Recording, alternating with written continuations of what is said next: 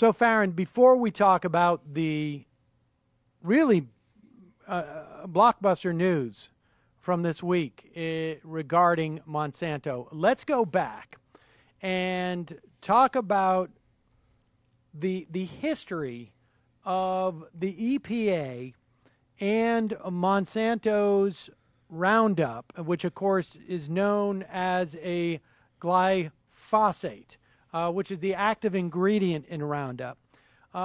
Just give us some background so that people understand where we are as of this week with the release of these documents, what that means. But just give us some background on Roundup.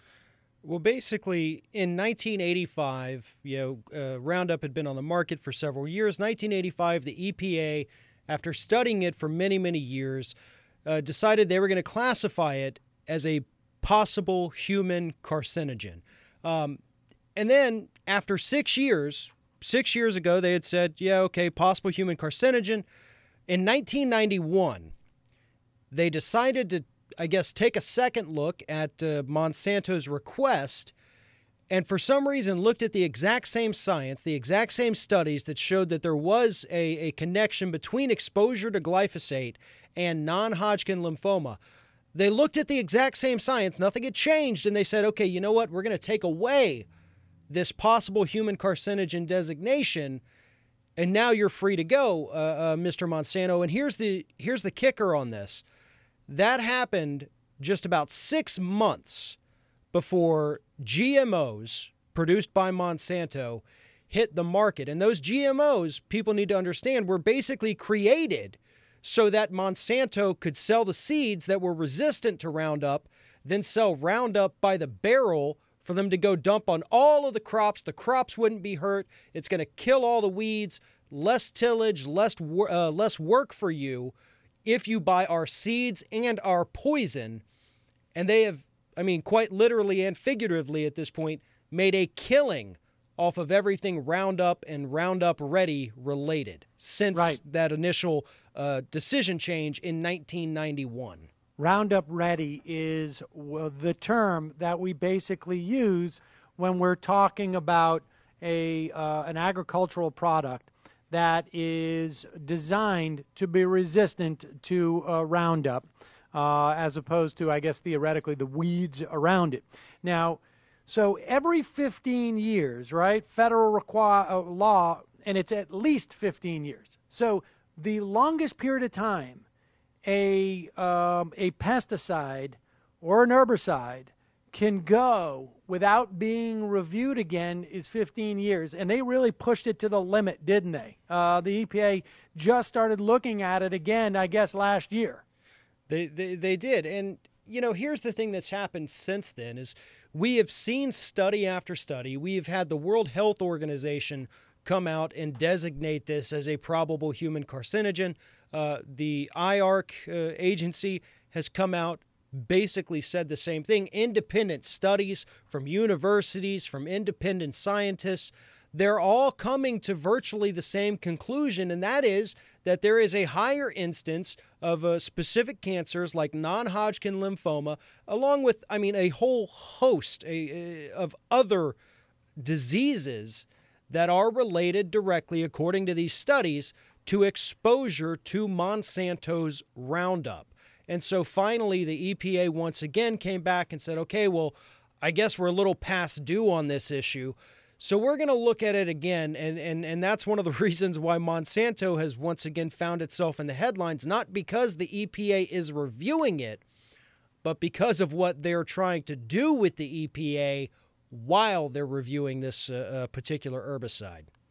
So, okay, so last December, literally the last month of the last year that the government was required to review this this product.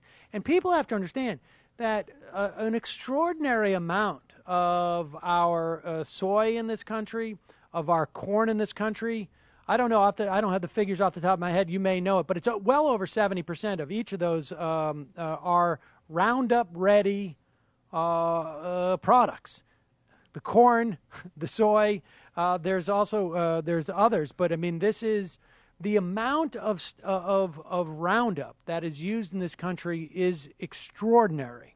And so, but nevertheless, the EPA takes the longest amount of time possible before they review. And then what do? They impanel an outside committee? Yeah, and that's one of the things that's really frightening about what's happening with the FDA as it currently stands, is they do rely a lot on outside committees. You know, we bring in outside panels of experts, of scientists, and now more and more, and this is happening with Monsanto right now, they're bringing in industry insiders, allegedly chemical experts that all have ties back to the industry. And Monsanto has been doing everything possible to stack the deck. They're trying to put their own people into these kind of EPA advisory panels, people that they've paid, people that have been consultants for Monsanto working on their own in-house studies, people that they've had rewrite studies in a more flattering light to show that glyphosate is not necessarily carcinogenic or that the effects aren't as bad as people think.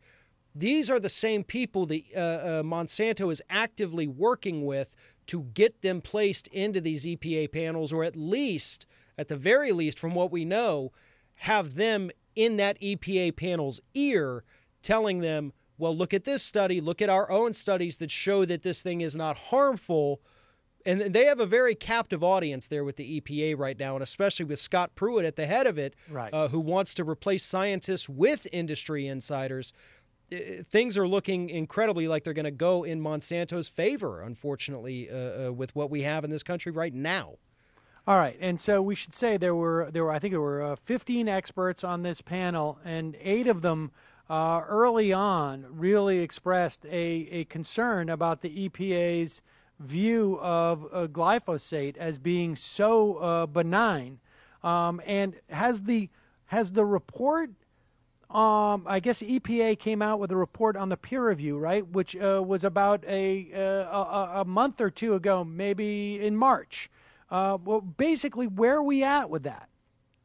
Well, right now, with that peer-reviewed paper, the results of that are kind of in question, because what we're finding out at the moment is that Monsanto has been actively working, and I guess, you know, for lack of a better word, colluding with the EPA to downplay the negative health effects of glyphosate. You know, recently, in fact, this past week on Tuesday morning, a massive document dump took place as a result of the ongoing litigation against Monsanto, where 75 different documents came out, released to the public, showing the different communications between Monsanto employees and scientists, some of them with people who had connections at the EPA, connections to scientists, showing that they were working to downplay studies. You had employees of Monsanto in some of these communications telling their superiors, I'm not comfortable with this. I'm not comfortable with downplaying these results or bastardizing this particular science. So right now, with what is happening at the EPA, I hate to sound like such a skeptic at this point, but we can't necessarily trust it because Monsanto's own documents show they have been infiltrating, I guess, and influencing them for several years at this point. This is not something that's unique to the Trump administration. This is something that's been going on for a very long time. All right, Farron, we're going to take a break. When we come back, I want to hear more about this, because these documents that have been released, they're unprecedented, the release of these documents. And like you said, they show what is known as regulatory capture. And the implications of it are that literally hundreds, if not thousands of people may have contracted some form of cancer because the EPA has basically been partners in hiding information that Monsanto may have known the damages that Roundup could cause. We got to take a quick break. We'll be right back with more. I'm Sam Seder. This is Ring of Fire Radio.